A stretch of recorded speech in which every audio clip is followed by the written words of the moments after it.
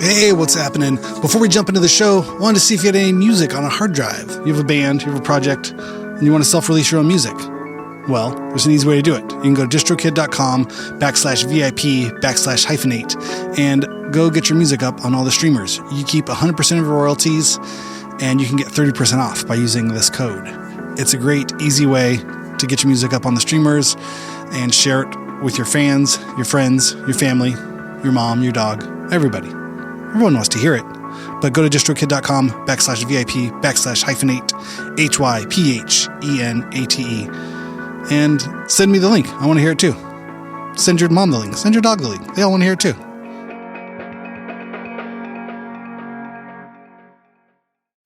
We'd like to thank our sponsor, iZotope, the absolute leaders in intuitively designed plugins for audio restoration, mixing, and mastering.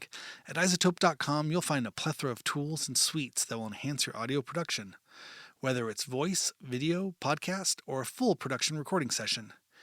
Check out the industry-standard audio repair tool, RX11, or the multi-tool mixer plugin, Neutron 5, or the powerful Ozone 11 mastering suite, plus tons more. Go to iZotope.com and use the code FRET10 at checkout for 10% off. That's FRET10 to get 10% off at checkout. And again, the website is iZotope.com, IZOTOPE.com.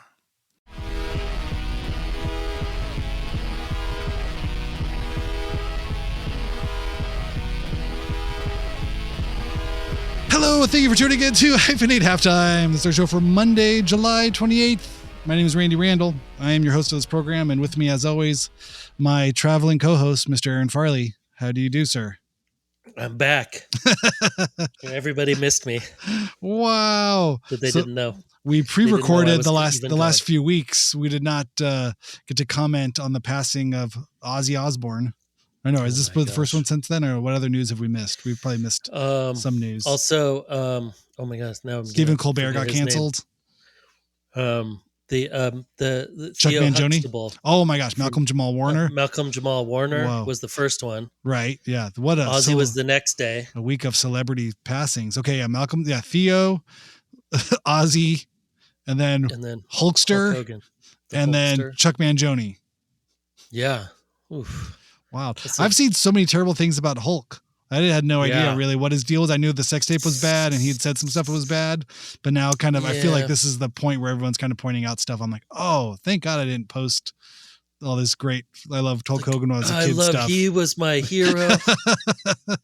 True American grit. Like I had not kept up with whatever was going on with his life the last 20 years. I still rip my shirt apart every time that I need to really assert my dominance at home. Whoa. I have so many ripped shirts. I had no idea. Yeah. He blocked like the unions. He was like, this was like the bootlicker for all this other shit. I had, and racist on top of it. And wow. Was that photo real of him at that, the concentration camp in Florida with him standing in front of it? I have no idea. Alligator with the American flag. I didn't even look.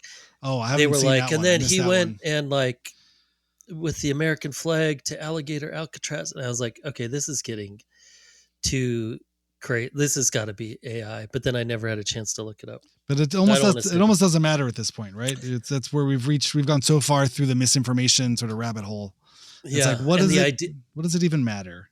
I think the idea of a racist union busting Hulk Hogan, right-wing Hulk Hogan, and that he was like America's guy for all of the 80s and 90s. Sounds about right. Yeah, it's sort of what happened. It just tracks. So you're like, well, yeah, of course, because we see there's definitely a straight line that goes directly from like Ronald Reagan and Hulk Hogan and all the 80s kind of like anti-Middle East movies, like American Hero, Warrior, all the stuff that we grew up with.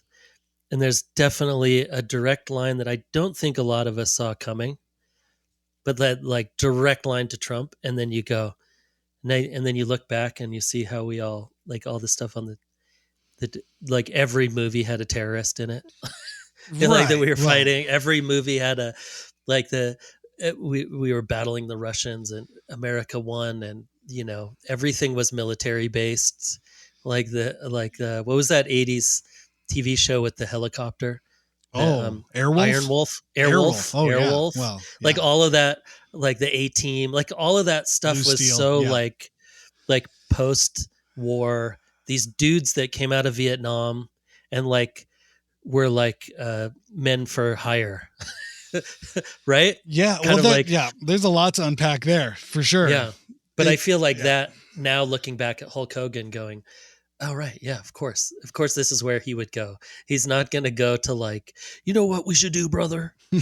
We should be going Preach. down to homeless Except- shelters and we should really get all of these congressmen to really get our money down to these homeless shelters where these people are really having a tough time. You know? Yeah. Like he's definitely more I would of love some bootstraps type of guy. It's almost the thing, like you say, like is the picture of Hulk Hogan being racist and fucked up AI, but the better question would be like someone should use AI to make all these incredibly liberal and progressive sound bites of Hulk Hogan, really embracing, diversity is really what makes this country strong, brother.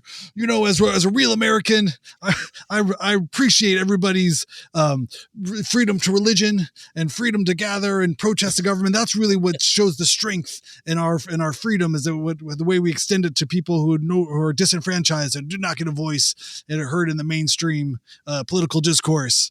And being able to protect people at the fringes and outer sides of our community is what shows us as a majority of Americans really caring and for our less fortunate brothers and sisters out there. That's way harder to cheer for. Oh, yeah. Nuance. It's all about the nuances, the communication. Yeah.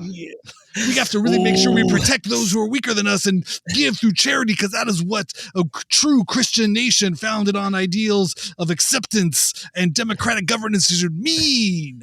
You know what I mean? That's right, Randy Savage. Randy Savage, we're going to work together to make a real liberal democracy.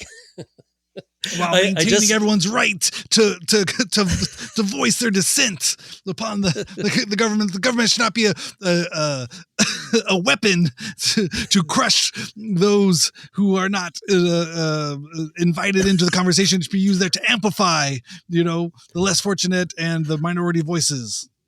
We are anti-capitalist, Randy Savage, and we are here.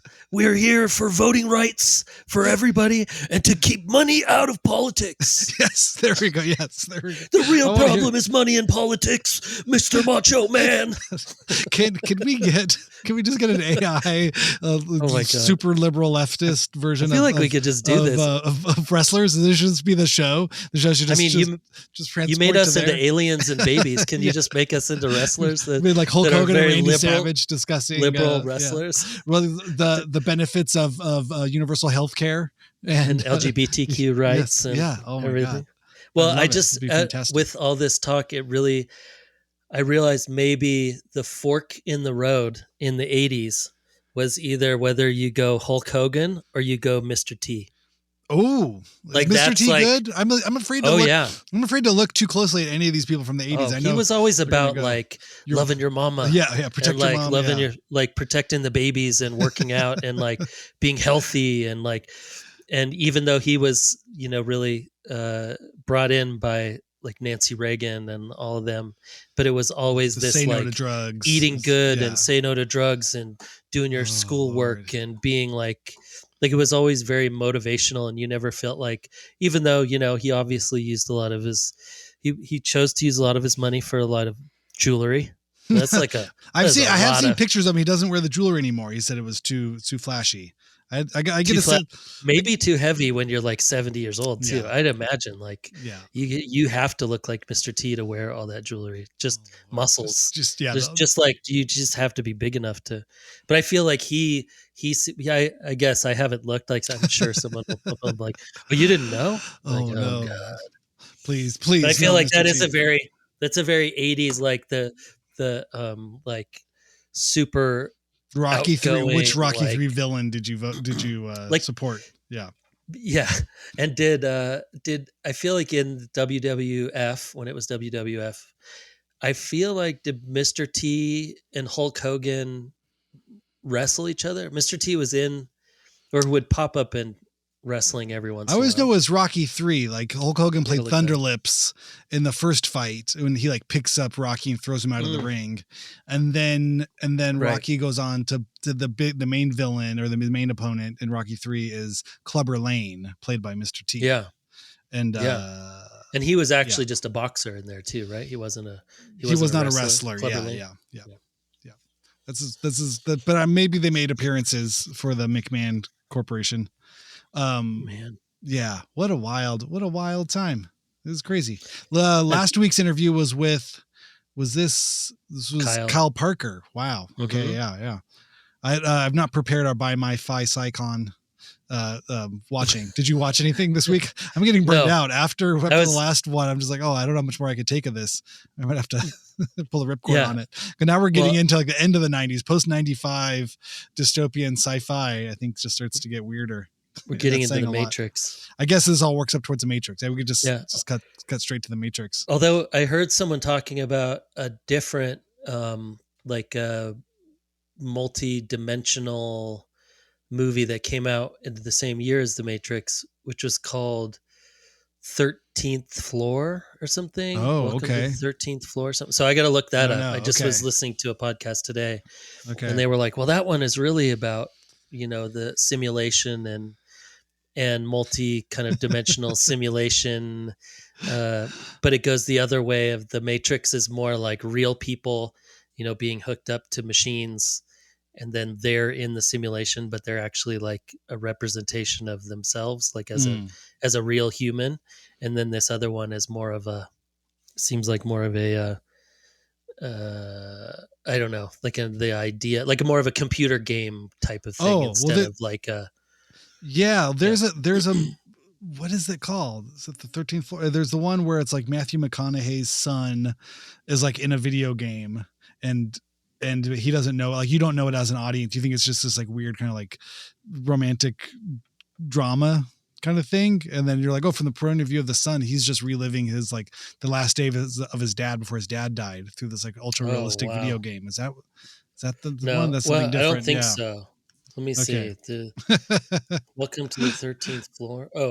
It's just called, let's see, The 13th Floor, 1999. Okay. Computer scientist Douglas Hale, that it's going to be good, unknowingly gets involved in the murder of his colleagues. Hannon Fuller, a computer genius. That's all it says. Whoa. But there we go. So maybe we'll get up to the 1999.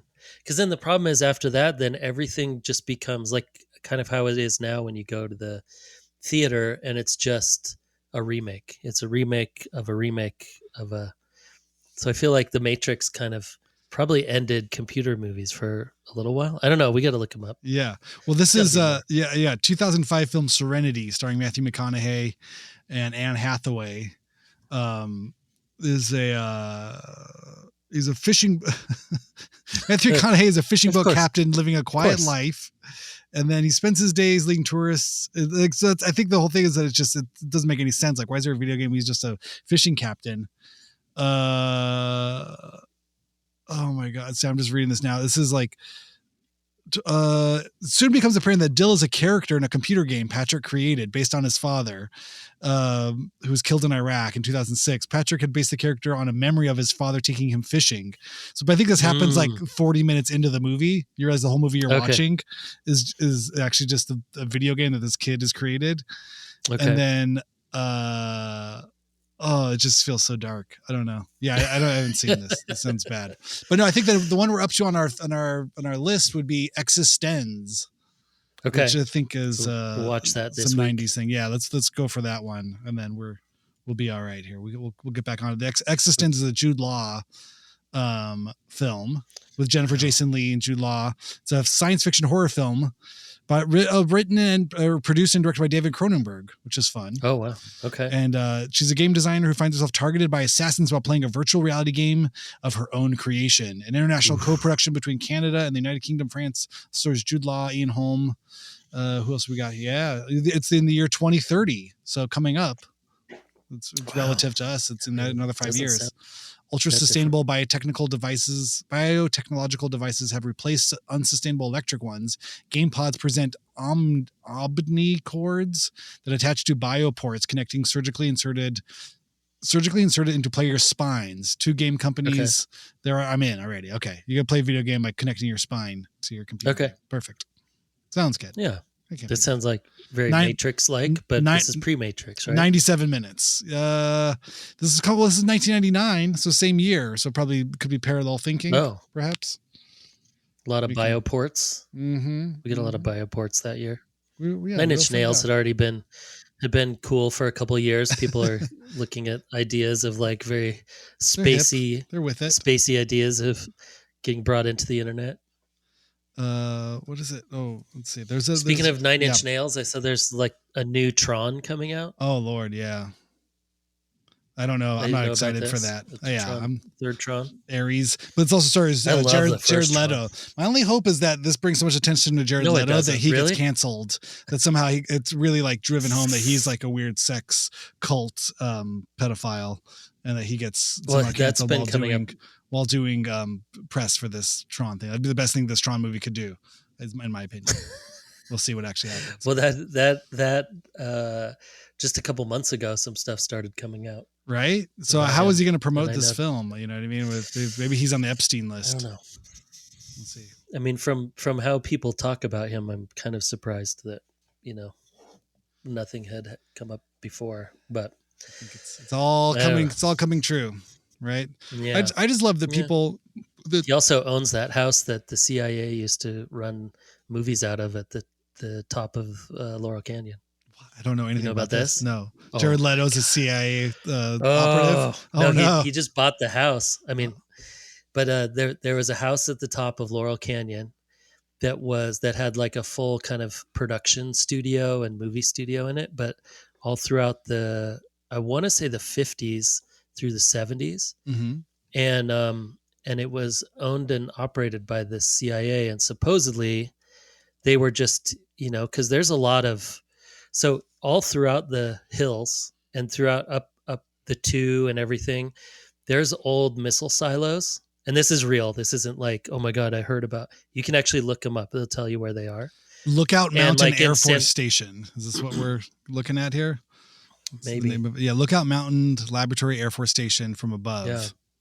Whoa. And they used to run. So that used to be a place where they would supposedly they were like, editing military videos and blah, blah, blah, just normal stuff. But it just so happened to be right above the whole Laurel Canyon 60s drug hippie scene that was happening like literally down the street. The MK Ultra project. Well, whatever it is. And you hear, wow. It's on Wonderland Avenue.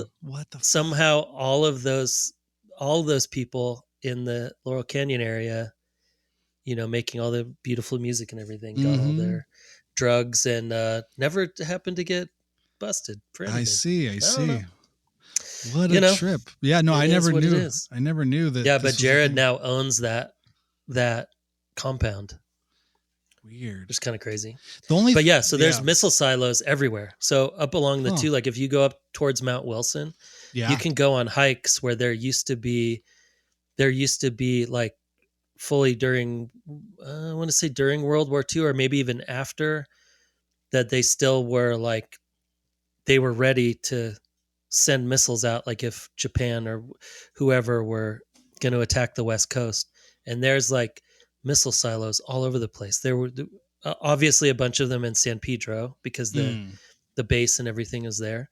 But then you can see all along, like the 2 up on the hills in Malibu, like all sorts of places, there were like active missiles ready to launch until very recently.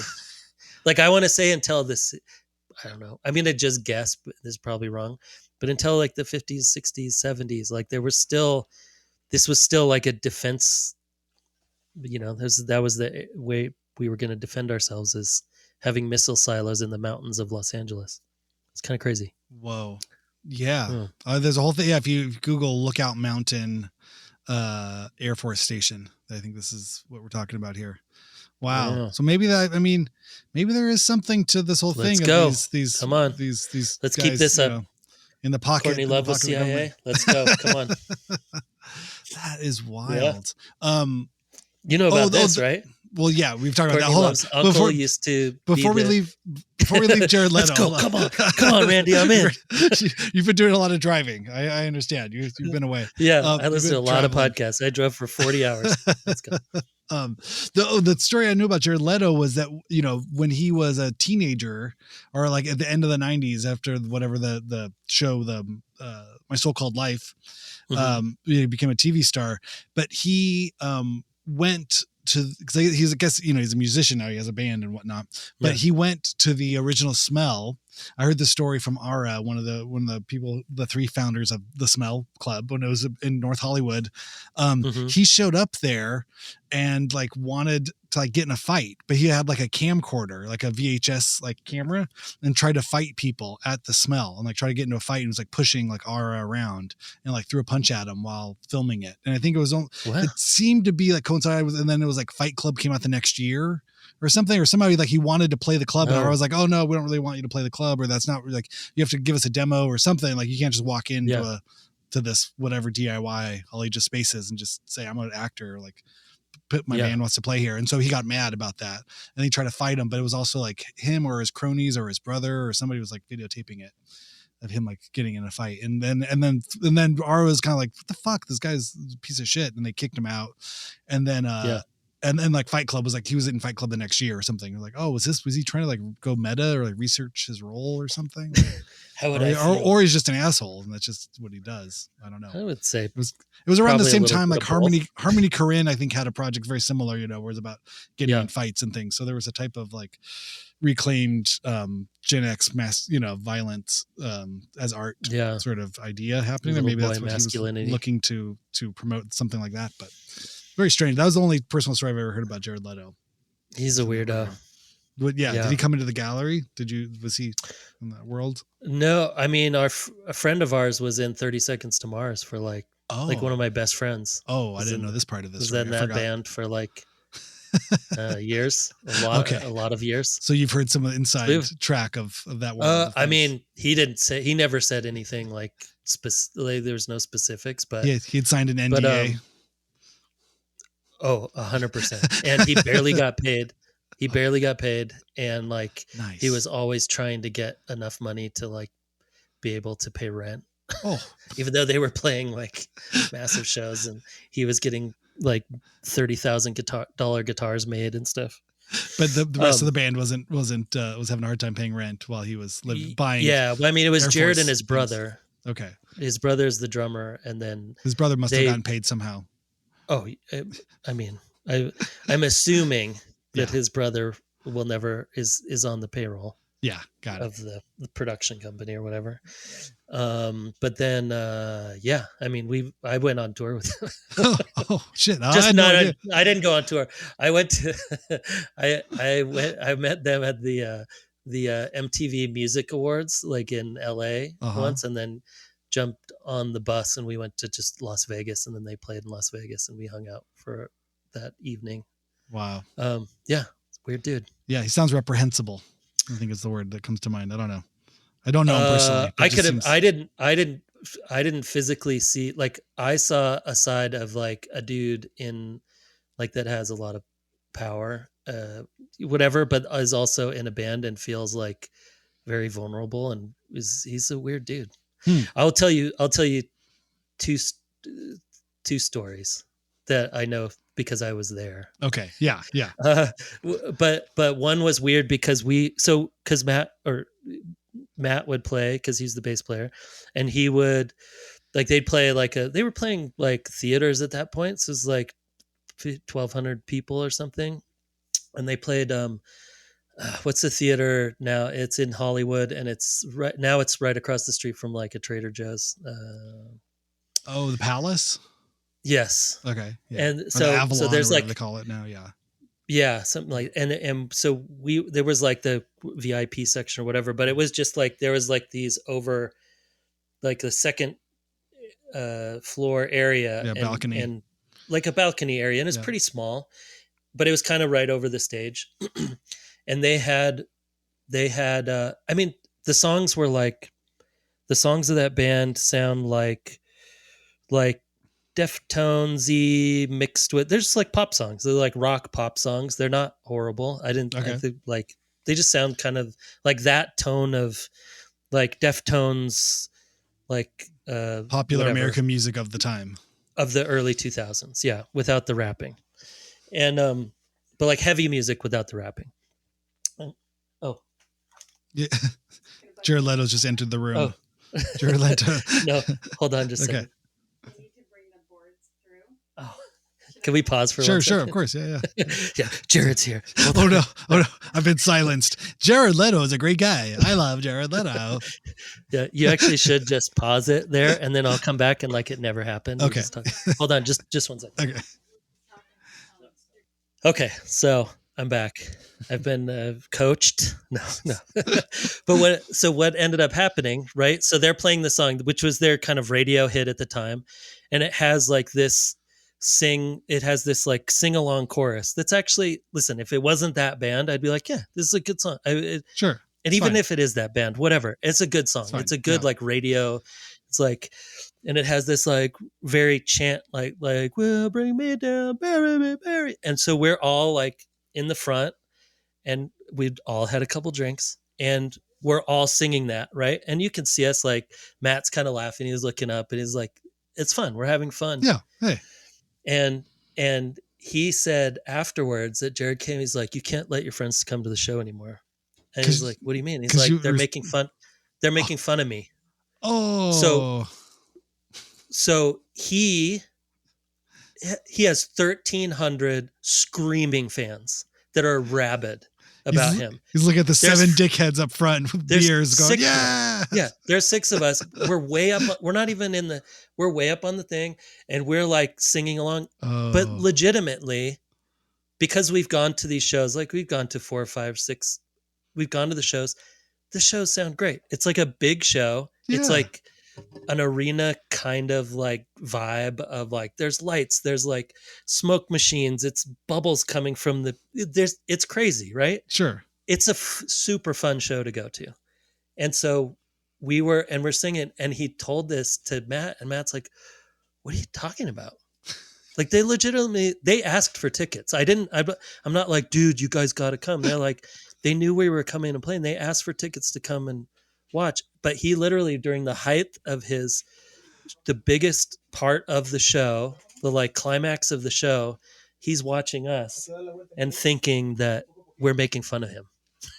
That's it. That's insecurity right there. We need to edit again. 1 second. 1 second. All right. No, all good. We got 20 I'm like minutes. trying to figure out if I have to take the basement door off or not, but we're good. We're all good. Okay. Well, yeah, we can get into, we can leave Jared Leto behind. We can get into last week's interview with Kyle Parker. Did you ever meet Kyle, or had you seen him, or are you familiar with his music? I don't know. I was trying to, yeah. I don't think that I did. Dean put out his record, I guess now 15 years ago. And we did a bunch of shows with him around that 2010 release of those songs, 2009, 2010, I think. And it's beautiful. I don't know how he does it. It was like contact mics. It was all these like kind of triggers and things. But it was just really like intense, like beautifully harmonically rich, like almost kind of like synthy, like orchestral things. But it was gorgeous. He really makes great music, and he's such an intense person. And I hadn't talked to him in a bunch of years, but I saw he did a reunion, or he did like a anniversary show of that record, and it was great to talk to him. But he's a very thoughtful person. You know what I mean? I think he thinks a lot about music and conceptually and sort of how it all worked. And it was interesting to kind of sit and have a conversation about art in that kind of way. Yeah. I mean, I loved hearing your guys' conversation about like trying to break down the ideas and what goes into quote unquote noise music. Mm-hmm. And I love that your take on it being like creating space, or not even creating space, holding that like space for people to holding kind of, space. to kind of come in holding and have the their own space experience. for like meditation or just the idea of making something. And I think that is so often taken out of the conversation, that idea with any kind of art, with like when people look at something and they're like, why'd you do this? And it's weird that or it's not weird, I guess it makes sense of growing up kind of in a capitalist society, that there always has to be an end to everything. Like, well, you spent so much time making this, don't you want to get some money back, or are you trying to get popularity so you can do Hmm. more things and build and create and make something bigger and bigger so everybody sees it? Like, there's always that idea with everything, instead of just going, I just needed to do this for me.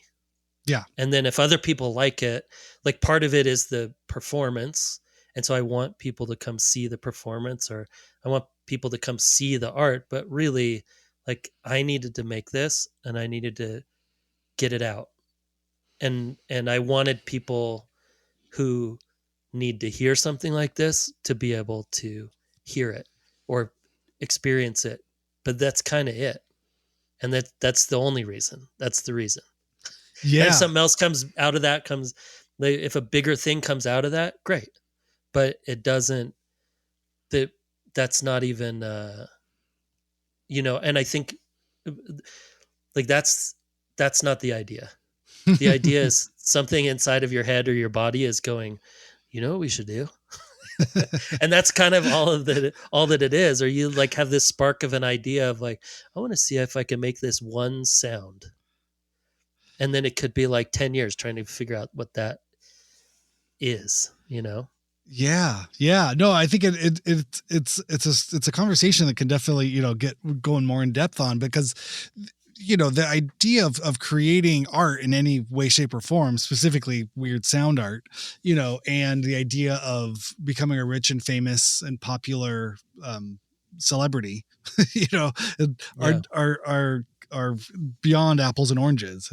It's apples and an oil stain or something. We're just like, well, Right. what is the one is almost a nuisance or annoying to the it's a undesired product of existence, and one is like, oh, this is could be I just think the way our culture views non-profitable art is either for children or for like some type of like, oh, this is nice, it's like a benefit, we should it's like charity in some kind of way. It's Yeah. almost this like kind of thing of like, wow, we should if we all pitch in money, maybe they'll stop doing that. Or Yeah. I won't have to look at it anymore. You just throw Isn't money at that stuff so cute? I don't have to see it. That's Yeah.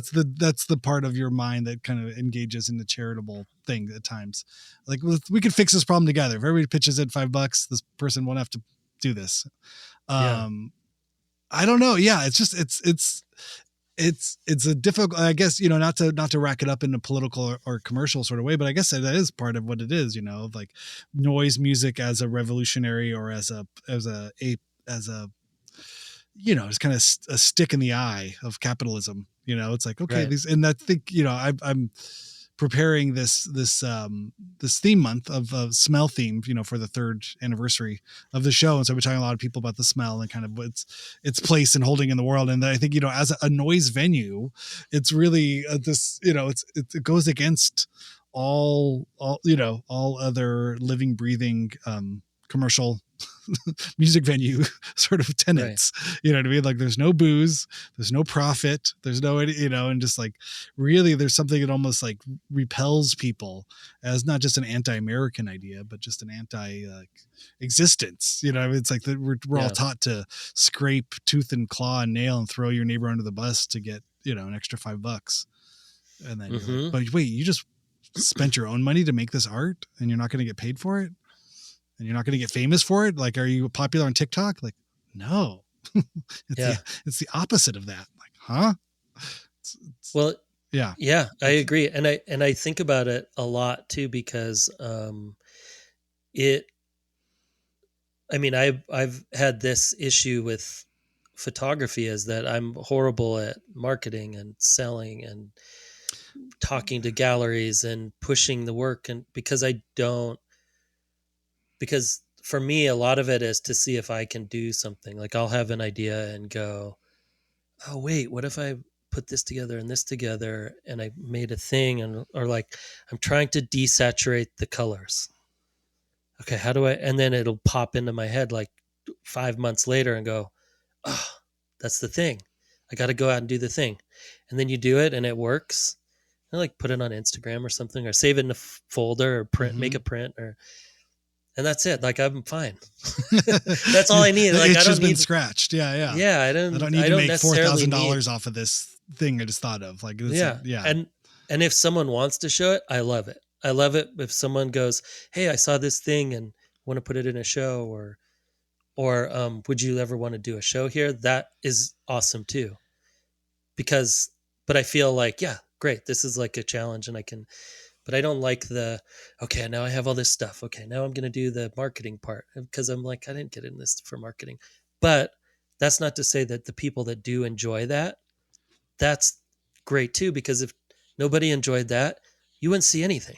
Sure. Like, Yeah. like if you didn't have some friends that were good at marketing, you wouldn't, and you're a creative person, no one would see your stuff. Like half of the reason that anybody's ever even seen my stuff is because I had friends that wanted to put shows together or wanted to, and I got to be like a little part of that. Or, when we had the gallery, it was like, I didn't know what I was doing, but the other three were pretty good at marketing and getting stuff out there. And I was like, well, I know how to hang shows. I can hang shows, and I can do some of that stuff and meet with artists and whatever. And it's like, that was my part.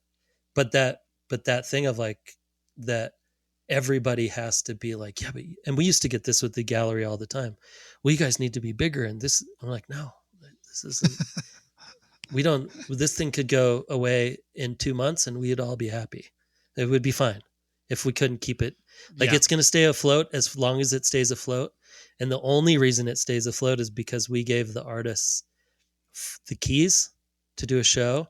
We didn't have any money to give them for any production stuff, but we could make them a t-shirt for the show, and we could make them a bag for the show. And you give them the space. And, like, hey, this and we is your give them the space to do These are your whatever you walls. want.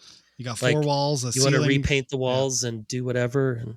And I think that there's so much of that that is what kind of art and creativity, I think, through time has that's how it hasn't been monetized, right? Like music has only been monetized since they started selling like sheet music. Mm-hmm. Right before that, it was like you'd play traditional songs at a bar to get people to come in. Same kind of thing that happens now, but there wasn't records, there wasn't recording, there wasn't any of that. So you'd learn.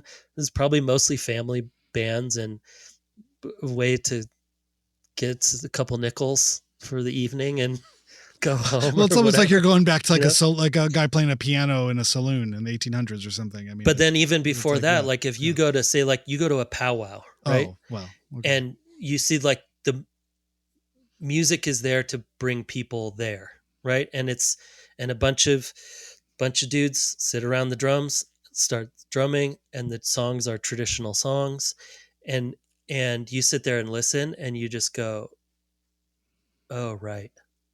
Yeah. Right. This is like a song that's been around for hundreds, maybe thousands of years. Who knows? But, or even if that's a new version, it's like a traditional idea that's been around for so long and has been brought through song to the modern era. But you're not sitting there like going, why aren't these guys really should, why are they sitting around playing drums all day? This is kind of lazy, it just doesn't, like, you see, like, yeah, no, that's like what music is for. And the artwork too, or like the costume designs and all of these things, these traditional dances and stuff. I think that we all still have that in us to do those things if you're kind of a creative person. And this idea of having to always explain yourself why is just like, that's not part of it. The why isn't part of it. Right. Yeah. The why is because, like, I don't know. It's just here. There's something here that has to go out, and it doesn't have to be any more than that. You don't ask me why I hug my kids. How much are you getting money paid off of each hug? Yeah. How much? I mean, how much it you getting seems paid a for little that? Yeah. annoying. Like, Yeah. you should probably be doing something it's a little bit more like paying the bills other than sitting around with your kids at a park all day. It seems a little bit lazy to me, you Maybe know? if you patted their back like less, yeah, I saw you did it 4 times. Maybe only do it 2. Yeah. You could increase your productivity by if you did it that way. Yeah. I think you're really like you're just giving away those pats. You know, you Oh did, you my did an God. extra squeeze there. What was that about? You know, Yeah. you should start a hugging business. You know, we could. Okay, I got a great I idea. got an Hold app on, for I know that. some Hold on. Yeah. investors. Yeah. We're gonna go Digital. public. It's called digital hugs. You don't There we even go. have to touch each Yeah. other. It's great. It spends so much Oh time. Lord. You spend money for There's an digital AI. hugs. I can program the AI for this. Uh, Yeah, no, but yeah, the noise music scene that I sort of, was aware of through the smell and through, kind of galleries and this stuff. It always, I realized there was something that just was so different about my experience. Like leaving there was really this kind of like, wow, okay. It really turned me around versus a punk rock show or versus a folk show or something. You know what I mean? There was something that right. almost was like, it was that, it was more closer to meditation or closer to something else. Mm-hmm. And I've not found that in any other, maybe, closest thing would be like sitting in church or praying in church or something. It'd be the only Right. other like thing more relatable. It's, going to a noise show is closer to like going to church than it is going to see, John Cougar Mellencamp play. It's Yeah. right. It's like, I'm not singing along. I don't know what's going to happen. I'm not tapping my toes. I'm just kind of sitting there and hearing it, but it's, I don't know. It could be transcendent in ways.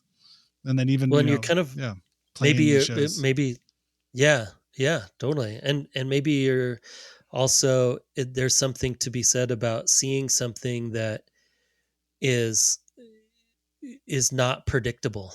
Mm. Like because even a song, like if you haven't heard a band before, pretty good chance you know where the change is coming. Like Mm-hmm. like okay, this is like a country song. Oh, Like right. Yeah. it's Do, do, do, do, you do, like you do. even if you haven't heard it before, you have heard it before. Right. But there's something. I mean, I think you mentioned someone like like throwing a snare drum on the ground and or whatever it is, like that kind of noise too, where you're like it's not even instruments that are traditional. It's like you're hearing someone like Dragging run a a chair contact, across the ground. Yeah. yeah, and like running a contact mic along the floor and doing some more kind of conceptual, or maybe not even conceptual. It's just like, no, I'm just here to make noise for a Yeah. while. Yeah. And like you could stay or you can't stay. But there's And something like, almost upsetting about it but you too. should Like be if you're feeling if you're expecting a traditional band or something, like right. it's like I would be very upset if I heard Oh, this. it Like bums this is people not out. correct. You know what I mean? Yeah. Yeah. And I think there's part of that too that you work past that as a fan of this kind of music. You're like, oh right, yeah. There is a visceral sort of like, whoa, that was like harsh or that was upsetting. But part of what you're doing is going there to shock your senses sometimes or to like untrain your brain or something, in that kind of way that, where people, Yeah. it's like, this was all different. I didn't know what to expect. I didn't know what happened in the best way. Like, wow. Okay. But it's not always a fun, fun isn't necessarily the word either, so it's this, Yeah. I don't know. But to me, it just always entered in this point of like, this is art. It's gone beyond like all the other zones that I could classify it or genres. And I was like, this just feels artistic. This just feels creative. Yeah.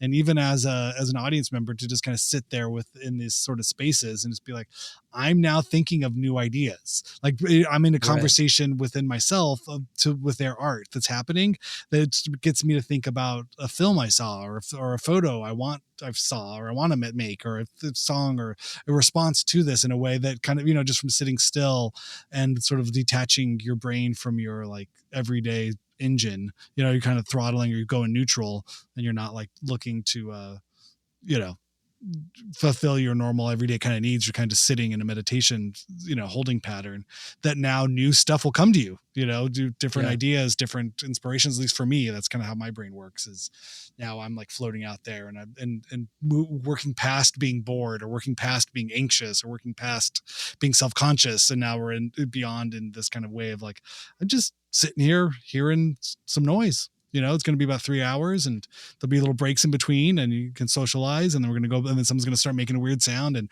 we're all going to sit on the floor and maybe the lights will be on or off or I can just close my eyes or I'll lay down. I love seeing, shows where people are just laying down. It's like, yeah, this is cool. It's Mm-hmm. different. And then when it's over, it's like, I don't have to talk about it. I don't have to explain it, but we all like experienced something like, sweet. That was great. That was fun. Are you talking about getting out of the matrix, Randy? Maybe, right? No, Maybe that's what it is. Yeah. I totally agree with you. I think sometimes in those, because I think conceptual art can bring those same ideas too visually, where you sit there and then it can make you mad. You're Oh like, this yeah. sucks. This is, I could that's do like that. your This is first thing because bullshit. you, What the fuck is this? right. And you don't even know, you don't know what it is. And you just walk in and like, ugh, this is trash. Or like, Sometimes it's just literal and th- trash. Yeah. and sometimes it is, yeah. And then sometimes that also brings you to this thing that you go, wait, why am I being so judgmental? Okay, hold on. Let me stand back a little bit. Let me find out a little bit more about this thing. Like, and then it actually makes you go, oh right, you can do whatever you want. Like, and whether I like it or not doesn't has no bearing on the artwork, right? Whether it Like that, exists or not. Like it exists over there, it not doesn't for my matter because it pleasure, just not for my exists. consumption, Yeah. not for my, I can't even buy And this thing. I guess can't. what? Not everything is for me.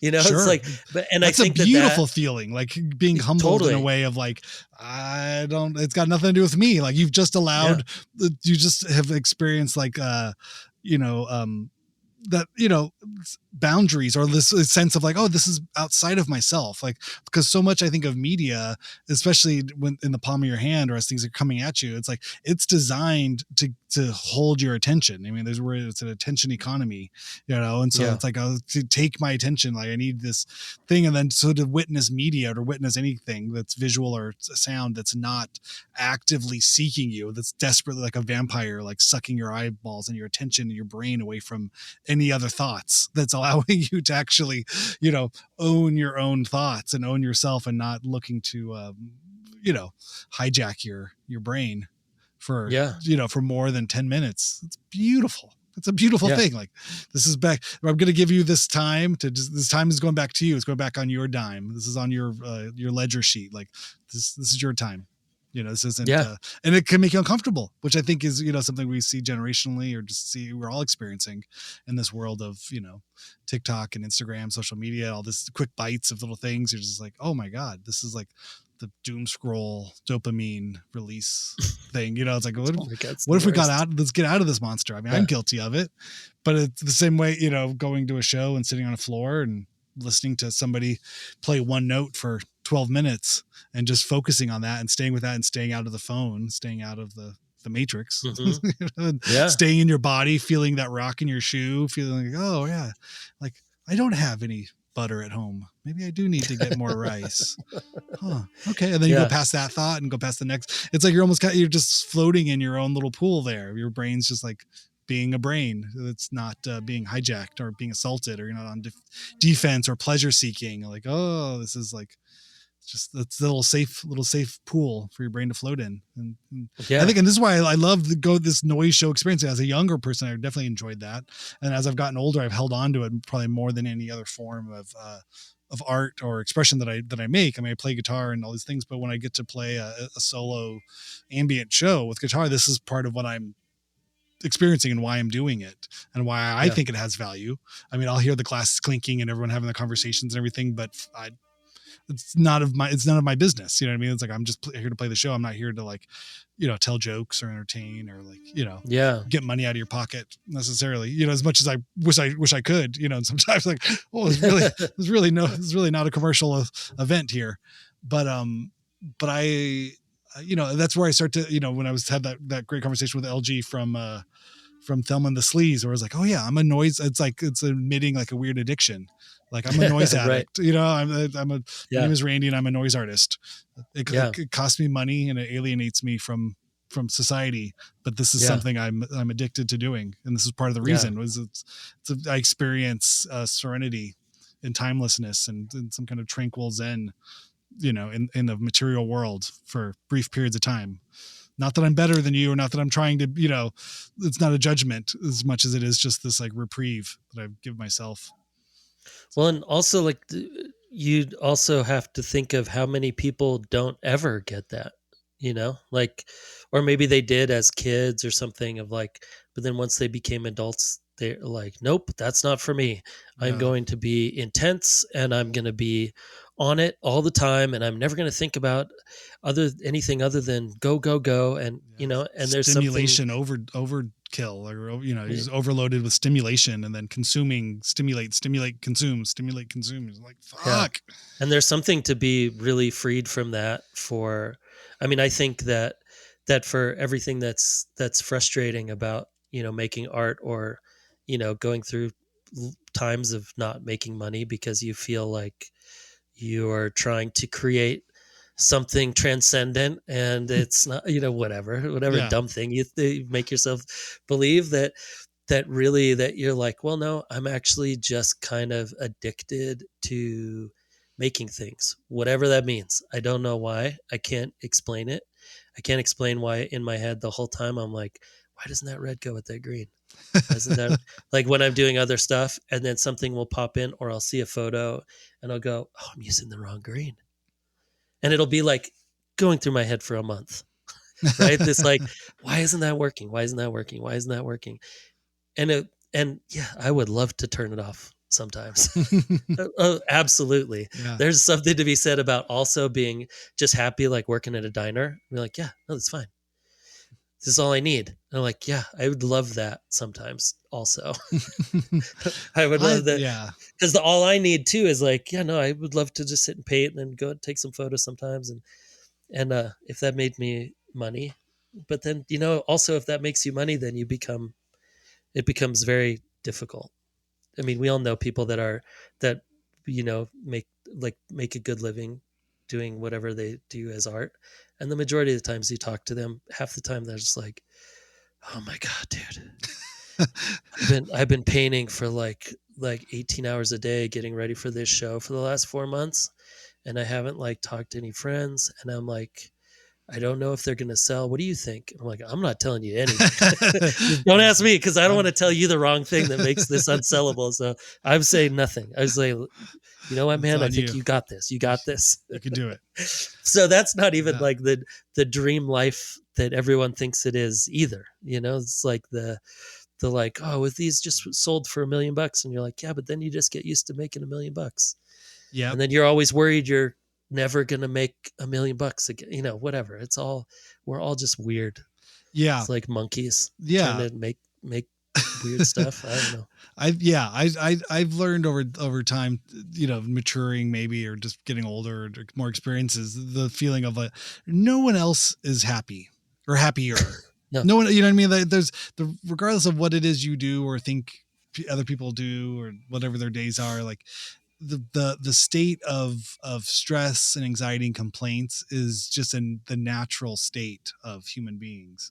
And if Yeah. you're a millionaire, there's things that stress you out. If you're poor, there's things that stress you out. If you're, you know what I mean? There's degrees of things, and there's, maybe there's like the first world problems, these are things that people, that's just the proof though. People will complain about anything. That is the nature of us, is to complain. Yeah. But that also reminded me of the another thought, that it's this feeling of, or forget where I heard this, but it's kind of a cliche, but I feel it's relevant in that sense that like happiness is not the absence of sadness. Like being happy Right. doesn't mean that you don't have sadness. Being happy is the ability to experience the world and find acceptance with for the sadness, and accepting the hardships that you have. And through doing that, because life is not, it is not life. It's not, it's not to be dramatic, but you're always going to have a difficulty no matter what you do in any kind of life. And there's degrees, and there's terms that can go within that. There's a spectrum of difficulty. However, this is why, you see people, like, oh, they're the poorest country of the world, and they're singing songs and they're dancing, and this thing, not to be pejorative or not to be to downplay it, but life is, we're all humans. We have the same brain, we have the same kind of energy, and we have the same sort of thing. And it's like love and family and music and food and these things, you know what I mean? Those are not, that's not the subject for the rich. You know what I mean? It's not like you don't have to have money to have family, food. I mean, again, to degrees, there's a spectrum Yeah. to it, but the idea, of all of these things, your basic needs being met and all this kind of, I don't know. I just feel like there's a Yeah. lot more to it, but I always think about that of like that.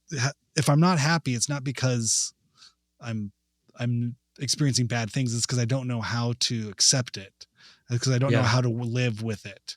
And I can't move past something like, oh, this really bothered me. And the answer isn't outside of me. If I, to change something, well, I have to tell that person what I think, or I have to go make this right, or I have to go do that. And it's like, no, I have to work processing this hurt or this disappointment or this grief or the experience that I'm having. I'm not letting go of. I'm not finding acceptance in it. I'm choking on it myself. I'm making myself choke on this thing, and to really find peace with it, just to let it go, is to let it into, experience it and then move past it, move through it. And that's where the happiness lies, on the other side of that. So if I really want, that's my kind of philosophy of that shit. Right.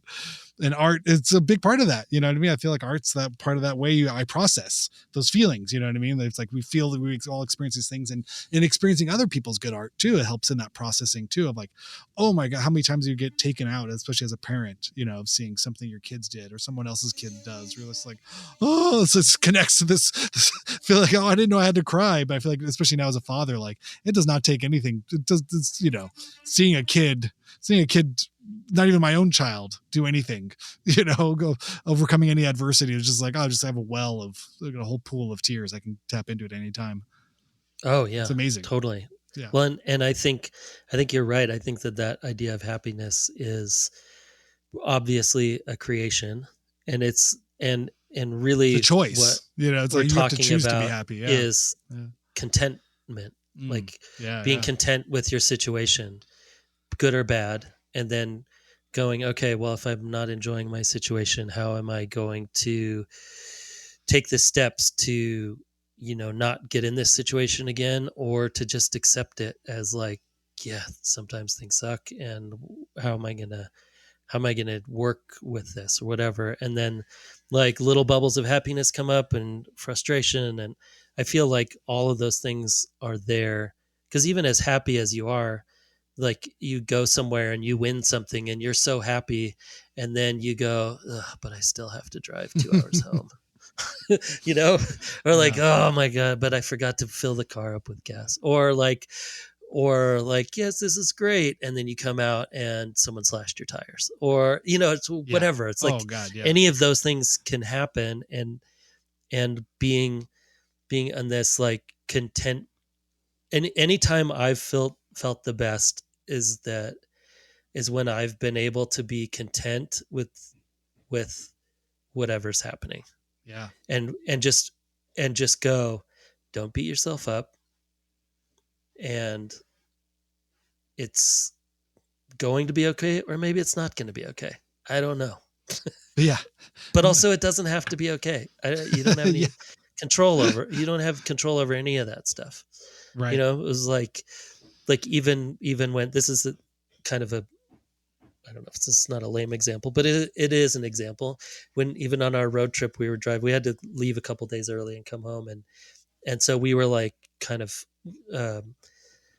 took one day out of the trip and put 3 days into 2. So we were doing these big long days, and we were going through Nevada, coming down from the northern Nevada. Did you go through Elko we were going past Boise. Oh, okay. And we were coming down through, we were heading towards Winnemucca. Oh yeah, that's a good one. Right. I've been through that. So we're northern about 2 Nevada. hours away. Yeah. We're about 2 hours away from Winnemucca. We had passed the turnoff for Boise like an hour previous, just kind of out. It's like sun's going down ish. We're about 45 minutes, an hour from sundown. And like an hour before that, I was like, man, this has been good. The drive's been great. Nothing's happened. And then I was like, oh shit. Past the thing. And this little voice in my head just started laughing, as like, just wait. And I literally was like, 1 hour later, not even 1 hour later. So that had happened like an hour before. All of a sudden, something hits the car. Oh. And I was like, I looked at Lila. I was like, what is that? what was that? She's like, I don't know. I'm like, there's no animal or anything. And then I look and my tire pressure is at 5%. And I was like, oh my God, we have a flat tire In the middle of in the nowhere. middle of the It's desert. getting And it's just dark. me and Lila and Oh, Towns. And I was like, yeah. okay. So we go to call AAA, no cell service. Oh. We're like, okay. We finally got someone on the phone, but I had to like stand on this, like a On a log that rock was and like on hold the your top, head like by this sideways. little creek. Yeah. But then I was like, well, I know I had just gotten tires like a couple months back. And so I know that they checked that the spare had air in it. And I know I have a spare, so that's fine. But I'm like, I don't know if it has one of those locking, like the locking lug Nuts. nut Oh, things. yeah. And I'm like, if it does, I don't even know where that is. But luckily it didn't. So I was like, okay, that's good. And I'm like, I haven't changed a tire in like 20 years, probably. Like, I'm pretty sure I remember how to do this. But we start getting everything out and the sun's kind of going down. But then once I got the tire, and I'm like, okay, this is fine. And we're like, if we have to drive 40 miles an hour You got the for donut the on? next 120 miles, Yeah. it's fine. Yeah. But then I also looked, and also the kids were like, it doesn't matter. Who cares? I was like, okay. Yeah, you're right. I'm like, we have enough gas to run the car if we had to sleep here for the night. So that's fine. We're by a little creek. The sun's going down. It's really it's really like beautiful. Lila's over there like taking pictures and I was like, yeah, right. Who cares? I don't know. What are you going to do? Part of the adventure. So what happened? Yeah, we got it. We were like an hour later. We got into Winnemucca at like midnight or something and we had to drive. But luckily it was like a bigger donut. It's like the tires are bigger. So the donut is actually pretty It wasn't sizable. those tiny little things. Yeah. No. So then it was when we were driving, it was like, oh, it's not even that bad. It's like 55 or whatever. And we have a bunch of trucks honking at me at like 11 at night. And I'm like, I don't know, buddy. Sorry. Yeah.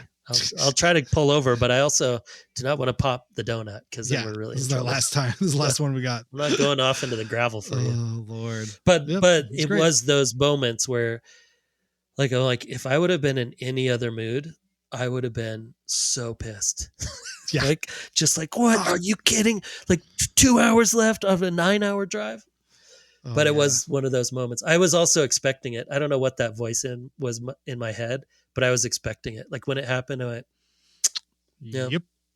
2 hours ago, my brain went, something's going to happen. I don't know. It's like, because nothing has happened so far. And it did.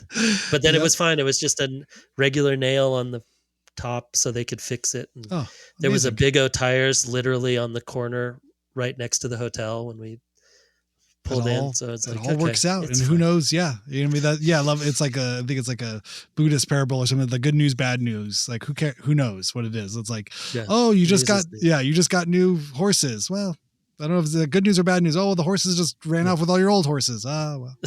You never know. Like what could look like bad news might be the best news. Looks like the worst, the new, or what looks like the best news could be bad. Bad could be good. You're just kind of like, we're just going through this. We're enjoying it. And especially, to get to be a parent and show your kids, like how you deal with that stuff, And that's what as soon as you said that, I was like, oh, kids, look, this is a great opportunity. I'm going to teach you how to change a tire. Well, here we go. I'm this is what you should know. This is how I learned how to do it. And this is how you're going to learn how to do it. Here's the lug nuts. Here's the manual. If you ever need the manual, because especially now, like, Lila's 16, so she drives. So I'm like, well, you should be watching me change a tire because you might have to do it. Yeah. You do not need to hit the car. You do not need to throw a tantrum and make things worse. Like this is just go ahead and fix it and smile and laugh and we're tell luckily jokes. In a spot we could kind of pull over, although these trucks are coming by really fast at 70 miles an hour. That's we're okay. Sketchy. Wow. Yeah. How fun. And it's not 120. It was like 90, 85. Like it's totally, it was like, this is very so funny. That's the kind of stuff too. In like 20 years, like you'll have forgotten about it, but that, your kids at some point will go, Dad, remember that time we had to change a tire? You're like, what are you talking about? I never changed a tire. Like, yeah, you did. We're in the middle of nowhere and a thing in the trucks. And you're like, oh, because that's, it's something that happens to you, but for them that was, who knows, at that Totally. age, things just, I remember all kinds of stuff that happened with my parents at those ages, that I'm sure they don't remember. Totally. It's good. And yeah, I think it was, I think that meditative idea of art, I think your guys' conversation about that was awesome. Yeah, awesome. Great. Cool. Okay. Well, speaking of art, we should wrap it up here. But our good friend Dorian Holder from Osaka, Japan, has sent me over a track to play at the end of the show. Awesome. Yeah, he has a new track called Shadows. And what else does he tell me about it? I think it's on his Bandcamp right now. Let me see if I can find this. Let me just make sure I have all the correct where to go. Be a WeTransfer. Here it is. What does he say about it? It's distributed by DistroKid. He's using the sponsor. Awesome. Thank you, Dorian. It's incredible. It's available on all platforms July 18th. And go check it out. Shadows is the name of the track. It's awesome. It's D Holder is the name of the artist. So D.HOLDER. Search for that on your streaming devices. Brought to you by DistroKid. And here it is. Awesome. And I did have one next week. Oh yeah, what's up? Oh, I had one more art thing. Maybe we'll talk about. No. You played at the Stacy Peralta show. Oh my God, yes, that happened. In recent memory. How was that? Incredible, super fun. Yeah, it was wild. It was a great gallery. Adler Smith in Santa Monica. And I played with Mike Watt, Johnny Herndon from Tortoise, and Hago Nigerian, I believe it's pronounced. And I've played with Hago a bunch in the Operation Creative Freedom mural arts for kids program. You can play with Watt 2 of those times as well. And then I played with Johnny in different formations, usually with Ray Barbie. And so this was a cool just kind of jam. And Stacy Peralta was showing watercolors and pencil sketches, I believe, of like kind of skate ephemera. It was really cool. It was like, what was the name of the show? I have the poster up there. The Joy of Decay. It was a lot of like, right. Like there's some, things of like clay, old like 70s and 60s clay skateboard wheels falling apart and old trucks and shoes and dumpsters and stuff. And yeah, it was really cool. I mean, I was blown away. It was one of those kind of things where I just was like, I felt like a little kid again. It's like it was 1988 and I was hanging out at a skate shop and it was like, there's Lance Mountain, there's Nadas Kappas, there's Klaus Grabke, there's, Craig Stesick, this, it was like Dogtown Z-Boys and this whole, and all these people, and they're all, old, the gray hair and the gray beards and everything. It was like, this is incredible. And then awesome. Then I'm going to sit down and play with Watt, who was, a hero of that age and that era and that time as well. I think about Streets on Fire, that Jason Jesse skate film where, Nadas has a part and he's skating to Brave Captain, the Fire Hose song. It's like one of my standout, like, all time skate video memories. And it's just like, wow, these two people are in the same room. And here I am with a guitar in my hand. I was like, this is cool. I feel like I did something in my life, to sort of honor that young child whose mind was blown by 80s, skateboarding and punk and music and, all that expression that comes with that world. I think just put a big like cookie cutter stamp on my brain. So that it's in some ways like, it's not unusual I'd find myself here, but I feel very fortunate that I get to be on this side of things, performing music and doing things that way. Cause this is all like a giant, like just mark on my brain. So it's cool. It's cool to have that. Like, I don't know. It's one of those things too. I'm just hanging out. It's like, I'm fanboying out in my mind, but also everyone's so cool and just standing around. I'm like, yeah, it's cool. I'm just standing around too. It's a cool thing. Just stand around, We're all just here. Yeah. We're all just here, man. We're supposed to be here, man. But before I left, I brought a box of solo records and like gave one to Nadas and gave one to, I was like, I played a band. I was the guy I played earlier. And I was like, okay, good. I embarrassed myself just enough. But I was glad I'd kick myself if I didn't promote. You're like, I signed it for you too. Yeah, you're welcome. just so you know, go ahead and put that in your collection. You're going to want to hold on to that. It's going to be a big one for you later on. This must be pretty exciting for you to meet me, right? I mean, kind of a big deal. That's awesome. I know that was right before we got back. I was bummed that we couldn't make it, but yeah, I'm stoked. I think the show's still up. Yeah, if you're in the Santa Monica area in LA, Adler Smith on Ocean Park in Santa Monica. Very cool. It was super fun. I feel stoked again. Yeah. It's one of those kind of things. I just feel like, like just a little bit of the world and Kismet and everything. I was like, okay, shit's fucked. It's weird. It's dark, but I'm going to take this little personal creative victory for myself and go, okay, this is cool. I'm glad I get to do things like this.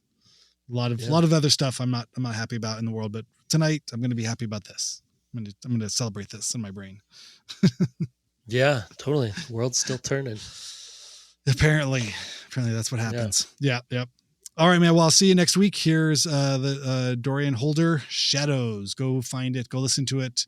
And thanks, Dorian, for sending it in. And if you have music you want to send to us, you can write us hyphenatehalftime@gmail.com. Send me your music and I'll play it on the podcast. Why not? Sounds like fun. Okay. Bye. Bye.